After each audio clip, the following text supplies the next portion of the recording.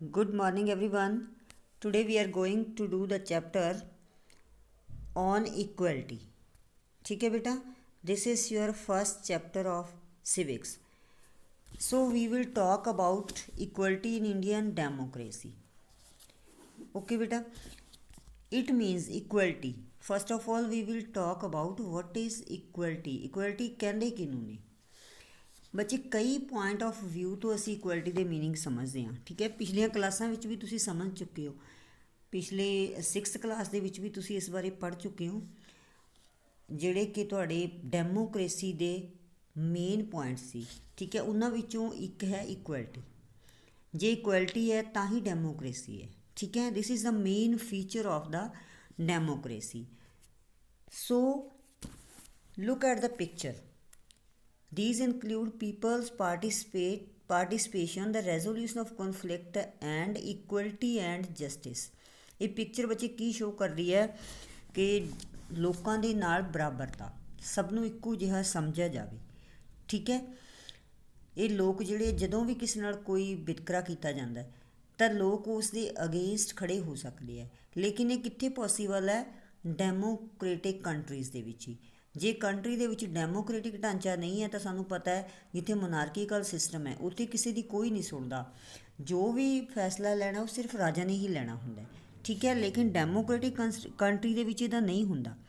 ਇਸ ਚੈਪਟਰ ਦੇ ਵਿੱਚ ਵੀ ਇਹੀ ਸਾਨੂੰ ਸਮਝਾਇਆ ਹੈ ਅਸਲ ਪੂਰੀ ਅੱਛੀ ਤਰ੍ਹਾਂ ਕਿ ਇਕੁਐਲਿਟੀ ਕਹਿੰਦੇ ਕਿਹਨੂੰ ਨੇ। ਕੀ ਇੰਡੀਆ ਦੇ ਵਿੱਚ ਅਸਲ ਅਰਥਾਂ ਦੇ ਵਿੱਚ ਇਕੁਐਲਿਟੀ ਹੈ? ਸਾਡਾ ਕੰਟਰੀ ਡੈਮੋਕ੍ਰੇਟਿਕ ਕੰਟਰੀ ਹੈ, ਸਾਡਾ ਢਾਂਚਾ ਡੈਮੋਕ੍ਰੇਟਿਕ ਹੈ, ਲੇਕਿਨ ਕਿ ਸੱਚਮੁੱਚ ਰੀਅਲ ਮੀਨਸ ਦੇ ਵਿੱਚ ਇੱਥੇ ਡੈਮੋਕ੍ਰੇਸੀ ਹੈ? ਇਸ ਚੈਪਟਰ ਦੇ ਵਿੱਚ ਅਸੀਂ ਇੱਕ ਸਟੋਰੀ ਹੈ ਛੋਟੀ ਜੀ, ਉਸ ਦੇ ਬਾਰੇ ਤੁਹਾਨੂੰ ਮੈਂ ਦੱਸਦੀ ਹਾਂ। ਕਾਂਤਾ ਨਾਮ ਦੀ ਇੱਕ ਔਰਤ ਹੈ। ਠੀਕ ਹੈ, ਉਹ ਇੱਕ ਗਰੀਬ ਘਰ ਦੀ ਔਰਤ ਹੈ ਜਿਹੜੀ ਲੋਕਾਂ ਦੇ ਘਰਾਂ ਵਿੱਚ ਕੰਮ ਕਰਕੇ ਆਪਣਾ ਪੇਟ ਪਾਲਦੀ ਹੈ। ਲੇਕਿਨ ਜਦੋਂ ਵੋਟਿੰਗ ਹੁੰਦੀ ਹੈ, ਤੁਹਾਨੂੰ ਪਤਾ ਹੈ ਜਿਸ ਦਿਨ ਵੋਟਾਂ ਪੈਂਦੀਆਂ ਨੇ ਹੈ ਨਾ, ਤਾਂ ਉਸ ਦਿਨ ਉਹ ਕੀ ਹੁੰਦਾ ਹੈ, ਉਹ ਵੋਟਾਂ ਪਾਉਣ ਲਈ ਜਾਂਦੀ ਹੈ, ਲਾਈਨ ਦੇ ਵਿੱਚ ਖੜ੍ਹੀ ਹੁੰਦੀ ਹੈ। ਹਮੇਸ਼ਾ ਹੀ ਇੱਦਾਂ ਹੁੰਦਾ, ਸਾਰੇ ਕਿਤੇ, ਸਾਡੇ ਵੀ ਇੱਦਾਂ ਹੀ ਹੁੰਦਾ। ਸਭ ਨੂੰ ਉੱਥੇ ਲਾਈਨ ਦੇ ਵਿੱਚ ਲੱਗਣਾ ਪੈਂਦਾ ਹੈ ਔਰ ਟਰਨ ਵਾਈਜ਼ ਸਾਰੇ ਆਪਣੀ ਵੋਟ ਪਾਉਂਦੇ ਆ। ਠੀਕ ਹੈ, ਚਾਹੇ ਕੋਈ ਗਰੀਬ ਹੈ, ਅਮੀਰ ਹੈ, ਇਹ ਵੀ ਲੋਕ ਜਿਹੜੇ ਸਾਹਮਣੇ ਤੁਸੀਂ ਖੜ੍ਹੇ ਦੇਖਦੇ ਹੋ ਡਿਫਰੈਂਟ ਰਿਲੀਜ਼ਨ ਦੇ ਹੋ ਸਕਦੇ ਆ, ਕਾਸਟ ਦੇ ਹੋ ਸਕਦੇ ਆ, ਹੈ ਨਾ। ਤਾਂ ਇਸੇ ਤਰ੍ਹਾਂ ਹੀ ਵੋਟਾਂ ਵੇਲੇ ਵੀ ਹੁੰਦਾ। ਤਾਂ ਕਾਂਤਾ ਵੀ ਲਾਈਨ ਦੇ ਵਿੱਚ ਲੱਗਦੀ ਹੈ ਔਰ ਉਸਦੇ ਅੱਗੇ ਪਿੱਛੇ ਬੜੇ ਅਮੀਰ ਲੋਕ ਜਿਹੜੇ ਕਿ ਹਮੇਸ਼ਾ ਉਹਨਾਂ ਤੋਂ ਦੂਰ ਰਹਿੰਦੇ ਆ, ਉਹ ਵੀ ਉੱਥੇ ਖੜ੍ਹੇ ਹੁੰਦੇ। ਉਹਨੂੰ ਬੜਾ ਵਧੀਆ ਫੀਲ ਹੁੰਦਾ ਕਿ ਇਹ ਕੀ ਹੈ, ਇੱਕ ਇਕੁਐਲਿਟੀ ਹੈ। ਉਹਨੂੰ ਖੁਸ਼ੀ ਹੁੰਦੀ ਹੈ ਕਿ ਅਸੀਂ ਇੱਕ ਡੈਮੋਕ੍ਰੇਟਿਕ ਕੰਟਰੀ ਦੇ ਲੋਕ ਹਾਂ। ਠੀਕ ਹੈ, ਉਸ ਤੋਂ ਬਾਅਦ ਦੇ ਵਿੱਚ ਉਹ ਘਰ ਜਾਂਦੀ ਹੈ। ਘਰ ਜਾ ਕੇ ਉਸਦੀ ਬੇਟੀ ਬਹੁਤ ਜ਼ਿਆਦਾ ਬੁਖਾਰ ਹੈ, ਉਸਨੂੰ ਉਹ ਬੈੱਡ 'ਤੇ ਲੇਟੀ ਹੋਈ ਹੈ, ਬਟ ਉਸਦੇ ਕੋਲ ਇੰਨੀ ਪੈਸੇ ਨਹੀਂ ਹੈ ਕਿ ਉਸਨੂੰ ਡਾਕਟਰ ਦੇ ਕੋਲ ਲਿਜਾ ਸਕੀ। ਔਰ ਦੂਸਰਾ, ਉਸਨੇ ਜਿਹੜੇ ਘਰ ਵਿੱਚ ਉਹ ਕੰਮ ਕਰਦੀ ਹੈ, ਕਿਸੇ ਦੇ ਘਰ ਦੀ ਸਫਾਈ ਕਰਕੇ ਫਿਰ ਉਸਨੂੰ ਪੈਸੇ ਮਿਲਦੇ ਹੈ, ਤਾਂ ਉਹ ਉਸਦੇ ਫਟਾਫਟ ਉਹ ਆਪਣੀ ਬੇਟੀ ਨੂੰ ਕੁਝ ਥੋੜ੍ਹਾ ਬਹੁਤਾ ਖਾਣ ਲਈ ਦੇ ਕੇ ਸਫਾਈ ਕਰਨ ਲਈ ਜਾਂਦੀ ਹੈ। ਸਫਾਈ ਕਰਕੇ ਫਿਰ ਉਹਨਾਂ ਤੋਂ ਉਹ ਐਡਵਾਂਸ ਉਧਾਰ ਲੈ ਕੇ ਆਉਂਦੀ ਹੈ। ਠੀਕ ਹੈ, ਸਾਰਾ ਦਿਨ ਉਸਦਾ ਕੰਮ ਚਲਾ ਜਾਂਦਾ। ਫਿਰ ਉਹ ਸ਼ਾਮ ਨੂੰ ਆਪਦੀ ਬੇਟੀ ਨੂੰ ਡਾਕਟਰ ਦੇ ਲੈ ਕੇ ਜਾਂਦੀ ਹੈ। ਜਦੋਂ ਉਹ ਹੌਸਪੀਟਲ ਦੇ ਵਿੱਚ ਜਾਂਦੀ ਹੈ, ਜਿਹੜੇ ਸਿਵਲ ਹੌਸਪੀਟਲਸ ਹੈ, ਉੱਥੇ ਆਮ ਕਰਕੇ ਗਰੀਬ ਲੋਕਾਂ ਦੀਆਂ ਲਾਈਨਾਂ ਲੱਗੀਆਂ ਹੁੰਦੀਆਂ ਨੇ। ਠੀਕ ਹੈ, ਲਾਈਨ ਦੇ ਵਿੱਚ ਲੱਗ ਕੇ ਉਹਨਾਂ ਨੂੰ ਦਵਾਈ ਮਿਲਦੀ ਹੈ। ਮੋਸਟਲੀ ਲਾਈਨ ਦੇ ਵਿੱਚ ਲੱਗਣ ਵਾਲੇ ਕੌਣ ਲੋਕ ਹੁੰਦੇ ਆ? ਗਰੀਬ ਲੋਕ। ਲੇਕਿਨ ਜਿਹੜੇ ਵੱਡੇ ਲੋਕ ਹੈ, ਅਮੀਰ ਲੋਕ ਹੈ, ਉਹਨਾਂ ਨੂੰ ਸਭ ਜਾਣਦੇ ਹੈ, ਡਾਕਟਰ ਵੀ ਸਭ ਕੋਈ, ਹੈ ਨਾ। ਤਾਂ ਉਹਨਾਂ ਨੂੰ ਲਾਈਨ ਦੇ ਵਿੱਚ ਨਹੀਂ ਲੱਗਣਾ ਪੈਂਦਾ।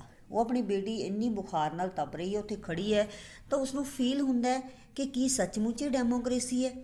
ਥੋੜ੍ਹੀ ਦੇਰ ਪਹਿਲਾਂ ਉਹ ਵੋਟ ਪਾਉਣ ਗਈ ਸੀ ਤਾਂ ਉੱਥੇ ਤਾਂ ਸਾਰੇ ਬਰਾਬਰ ਸੀ, ਲੇਕਿਨ ਇੱਥੇ ਸਾਰੇ ਗਰੀਬ ਲੋਕ ਆ ਜਿਹੜੇ ਲਾਈਨਾਂ ਦੇ ਵਿੱਚ ਲੱਗੇ ਹੋਏ ਆ।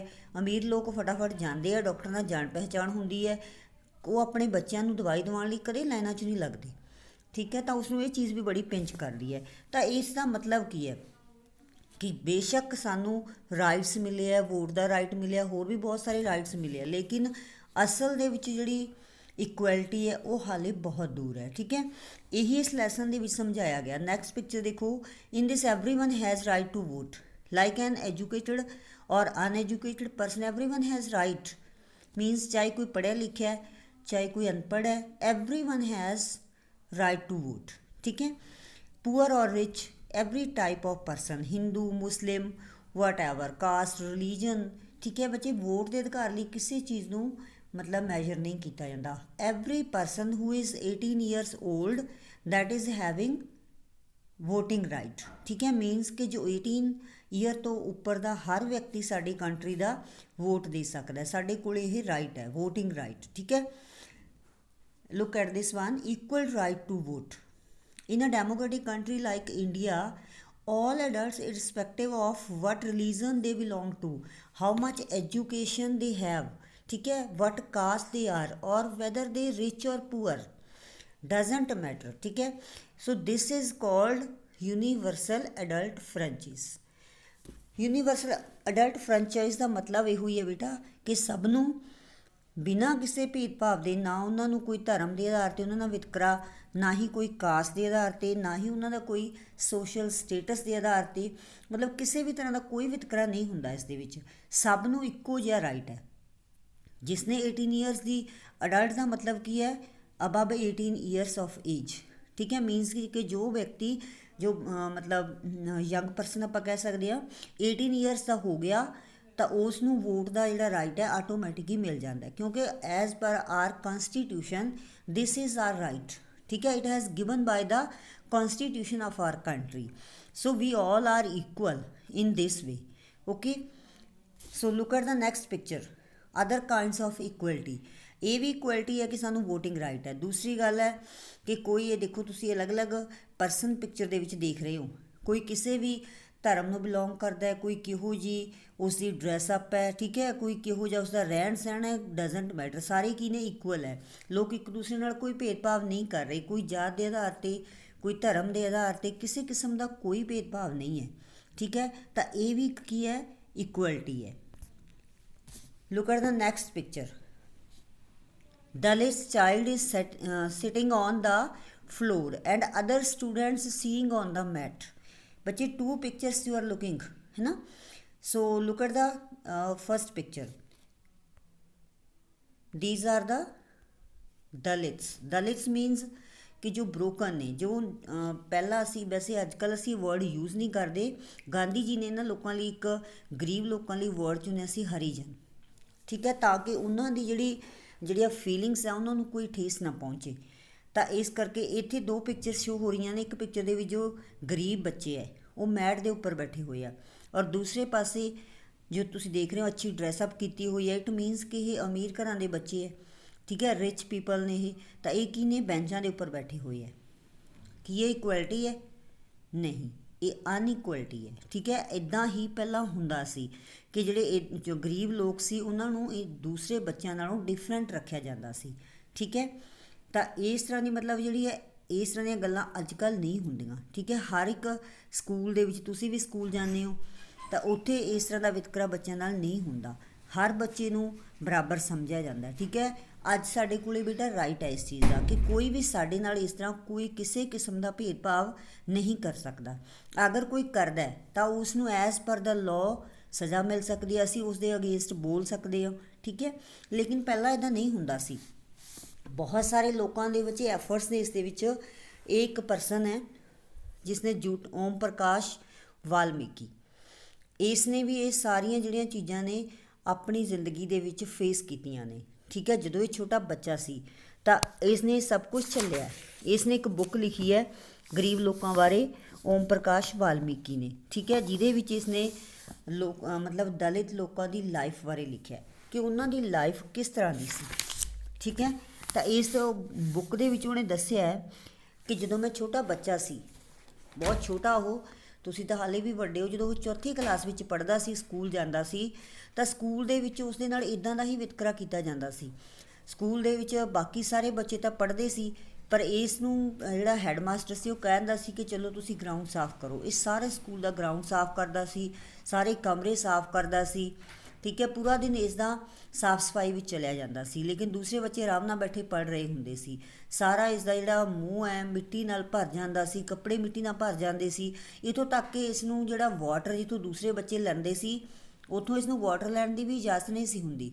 ਤਾਂ ਇਹ ਮਤਲਬ ਇਸ ਨੇ ਜਦੋਂ ਇੱਕ ਦਿਨ ਉਸਦੇ ਪਿਤਾ ਨੇ ਵੇਖਿਆ ਕਿ ਉਸਦੇ ਪੁੱਤਰ ਨਾਲ ਇੰਨੀ ਜ਼ਿਆਦਾ ਜ਼ਿਆਦਤੀ ਹੋ ਰਹੀ ਹੈ, ਤਾਂ ਉਸਦੇ ਪੁੱਤਰ ਨੇ ਜਾ ਕੇ ਇਸ ਗੱਲ ਦਾ ਵਿਰੋਧ ਕੀਤਾ। ਸਾਰੇ ਟੀਚਰਸ ਨੂੰ, ਹੈਡ ਮਾਸਟਰ ਨੂੰ ਉਸਨੇ ਬਹੁਤ ਡਾਂਟਿਆ ਕਿ ਤੁਸੀਂ ਕੀ ਕਰ ਰਹੇ ਹੋ, ਠੀਕ ਹੈ। ਤਾਂ ਉਹ ਇਸ ਦੇ ਵਿਰੋਧ ਵਿੱਚ ਖੜਾ ਹੋਇਆ। ਇਹ ਬੱਚਾ ਸੀ, ਇਸ ਦਾ ਵਿਰੋਧ ਨਹੀਂ ਕਰ ਸਕਦਾ ਸੀ ਕਿਉਂਕਿ ਸਿਚੁਏਸ਼ਨ ਇੱਦਾਂ ਦੀ ਸੀ, ठीक है, लेकिन उसका पिता इस दे अगेंस्ट बोलिया तो उस दे मन विच भी इस चीज़ के प्रति मतलब इस तरह की गल बैठ गई। जो वड्डा होया वो पढ़िया लिखिया, उसके पिता ने भी ये गल कही कि मेरा बेटा इत्थे ही पढ़ेगा, तुहाडे सामने पढ़ेगा, सारे बच्चों वांगू ही एजुकेटेड होएगा। तो बड़ा हो के बच्चे ये पढ़िया लिखिया, बहुत सारिया प्रॉब्लम्स फेस कर करके उसने फिर एक बुक लिखी जूठन, ठीक है, जिसदे विच इसने सारिया गल्लां डिस्क्राइब कीतियां ने कि किस तरह लोगों के नाल वितकरा किया जाता है। ठीक है, तो हुण अजकल बच्चे हौली हौली जो साडा कॉन्स्टिट्यूशन बनिया तो उस दे विच ये सारिया गल्लां नूं अवॉइड किया गया। ठीक है, डॉक्टर BR अंबेडकर जोड़े कि खुद SC सी है ना, इस कैटागरी नूं बिलोंग करते सी, तो उन्होंने इस दे लई बहुत सारे कदम चुके, इन्हां चीज़ां नूं उन्होंने देखिया। ठीक है, जिस तरह तुसीं देख रहे हो there other kinds of equality apart from being poor, people in India experience inequality which is based on the caste system। कल्ले गरीब होना ही नहीं, ठीक है, गरीब तो कोई भी हो सकता है, अमीर होना अगले की अपनी, कई तो बच्चे जन्मजात भी अमीर होंगे, कोई अमीर बाप का बेटा वो अमीर है, लेकिन कुछ लोग इन्नी मेहनत करते हैं कि गरीब तो अमीर बन जाते हैं।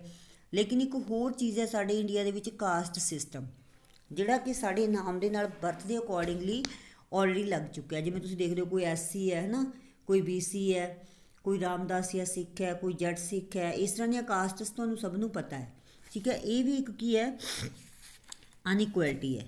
ठीक है, बेशक कोई किसी के नाल इस तरह का भेदभाव नहीं करता। तुसीं देख रहे हो अपने स्कूल विच भी बहुत सारे बच्चे ने, कोई SC कैटागरी दे है, कोई BC कैटागरी दे है, कोई जनरल कैटागरी दे है ना, लेकिन किसी नाल कोई भेदभाव नहीं किया जाता। कदे किसी कोई टीचर आके ये नहीं कहता भी जिहड़े SC वो पिछे बैठ जाओ, जिहड़े जनरल वाले अगे बैठ जाओ, है ना, इदां कोई सिस्टम नहीं है, क्योंकि हुण साडे कोले राइट है।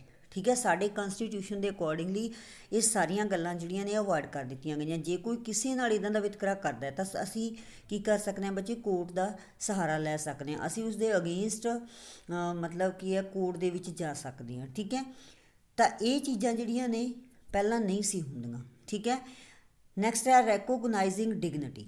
Van persons are treated unequally their dignity is violated. Dignity is the right of a person to be valued and respected for their own sake and to be treated ethically। मतलब कि dignity है की चीज़, dignity है मान मर्यादा। ठीक है, ਜਦੋਂ ਬੱਚੇ ਸਾਡੀ ਕਿਸੇ ਵੀ ਚੀਜ਼, ਸਾਡੀ ਕਾਸਟ ਦੇ ਖਿਲਾਫ ਕੋਈ ਕੁਝ ਕਹਿੰਦਾ ਹੈ ਜਾਂ ਫਿਰ ਸਾਡੇ ਰਿਲੀਜਨ ਦੇ ਖਿਲਾਫ ਕੋਈ ਬੋਲਦਾ ਹੈ ਨਾ, ਤਾਂ ਸਾਨੂੰ ਰਾਜੇ ਬਹੁਤ ਜ਼ਿਆਦਾ ਦੁੱਖ ਲੱਗਦਾ ਹੈ, ਸਾਡੀ ਮਾਣ ਮਰਿਆਦਾ ਨੂੰ ਠੇਸ ਪਹੁੰਚਦੀ ਹੈ। ठीक है, क्योंकि साढ़े कोले ये राइट है। अज असी जे सानू कोई इदां दा बिहेवियर साढ़े नाल करदा है तो असी उसके खिलाफ बोल सकते हैं। किसी नू कोई राइट नहीं कि किसी के धर्म बारे कुछ कहे, किसी की जात बारे कुछ कहे। ठीक है, या फिर कोई बर्थ के अकॉर्डिंगली, मतलब हर तरह नाल असी जे कोई भी सानू किसी तरह इस तरह का वायोलेट करता है, सानू परेशान करता है, कोई साड़ी इस तरह की चीज़ के उत्ते पॉइंट आउट करता है, तो असी उसके खिलाफ बोल सकते हैं। ठीक है, अज साढ़े कोल ये राइट है। नैक्सट टॉपिक है equality in Indian democracy. So that बच्चे we will do in the next video. फिलहाल इन्ना ही है, तुसी अपना ये इन्ना टॉपिक अच्छी तरह क्लीयर करोगे, इस वीडियो नूं बार बार सुनोगे, मैं तुहानूं इसके नोट्स भी भेज रही हाँ, वो नोटिस तुसी अच्छी तरह पढ़ोगे। ठीक है, रीड करन तो बाद अगर कोई प्रॉब्लम है तो तुसी मेरे नाल शेयर कर सकते हो। ओके बेटा, लेकिन you have to understand the chapter. Okay, have a nice day.